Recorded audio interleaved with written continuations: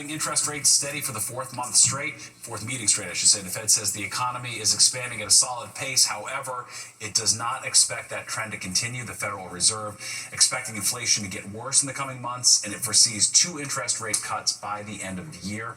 That's the same as what was projected back in March.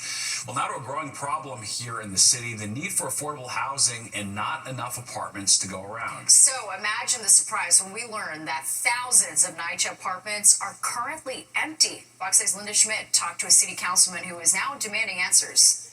Well, critics say NYCHA is taking too long to fix apartments once a tenant moves out in order for another tenant to move in.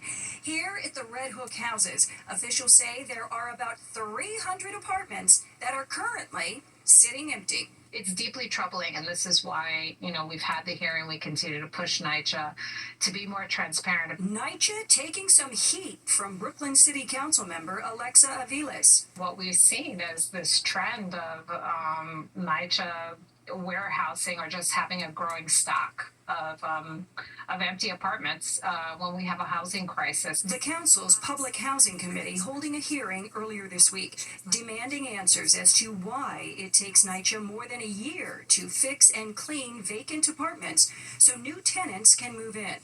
At a time when the city is facing a critical shortage of affordable housing, officials say nearly 6,000 NYCHA apartments are vacant across the city, and there are about 240,000 families on a waiting list. We see just this really serious, persistent need of folks waiting years and years and years. NYCHA issued a statement saying in part that it works as quickly as possible to turn around apartments for new tenants, while ensuring that they are being placed in safe homes that have undergone lead and asbestos abatement, and that apartments typically need significant repairs that involves multiple skilled trades such as carpentry, plastering, and painting. Councilmember Aviles is sponsoring a bill that would mandate NYCHA submit a yearly report explaining why vacant apartments have been empty for more than 30 days. We want to be able to dig in more and find out, why is this happening?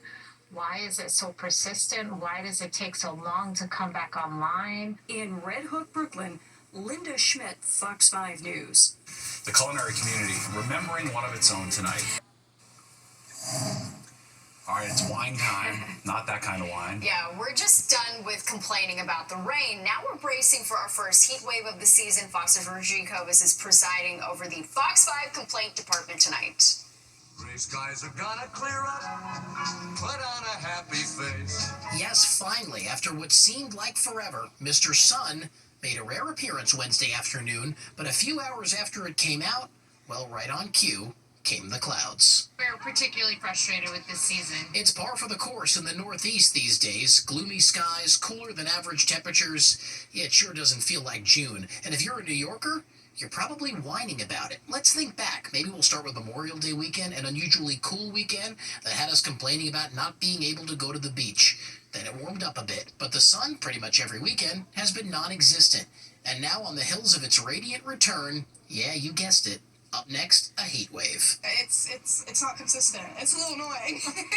But some feel like it's not necessarily complaining. It's a way to make conversation. It sure seems like we're glum over the forecast. Psychologists say, though, it's not abnormal to feel a certain way about the weather. In fact, it's a disorder that some people suffer from called seasonal affective disorder. It can lead to depression. It can lead to a lack of motivation, lower energy, when we're not getting enough light on a regular basis. I like the summer, but I like the spring. I just wish we had a spring. Can't control it. Mother Nature. Psychologists also reveal that there is a small percentage of people who actually don't like the sunshine and prefer cooler temperatures and even darkness. Let me reiterate that. A small percentage of people, proving that you can't please everyone or anyone. By the way, it's starting to rain again. We're in Rye. Richard G. Kovas, Fox 5 News. My favorite activity. Yeah, I know. We're as guilty as anyone. No doubt about that. Let's go to Nick. We bug him all the time, and we're about to be really upset by the pending heat wave. Yeah, what gives, Nick? why don't you give me some of the other kind of whining, okay, instead of this kind of whining?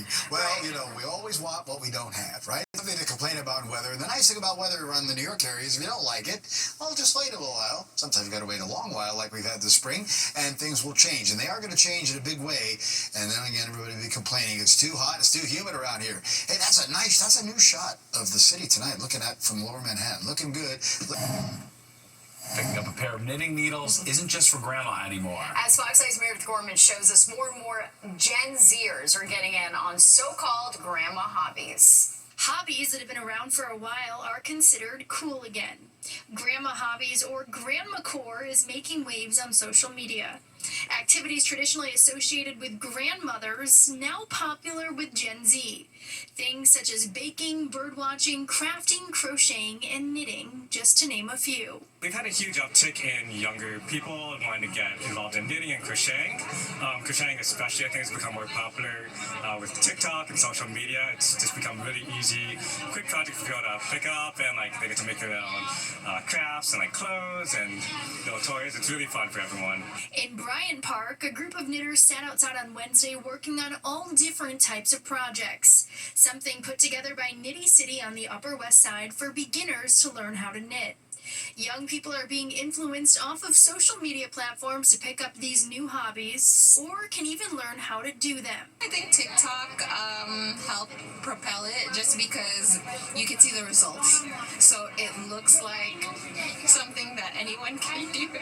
One thing about these hobbies that makes them unique is that they don't require being on your phone, and the lack of screen time has been appealing for some people who are looking for ways to decompress and relax. I just really developed it, I would say, after the pandemic and living on my own, just having something to do in my free time. It's not being on my phone or my other hobbies. Meredith Gorman, Fox 5 News. Yeah. There you have it. You're in the moment. I love it. It's a hobby that can last your lifetime, no doubt about it. All right, there's more of the 10 o'clock news straight ahead.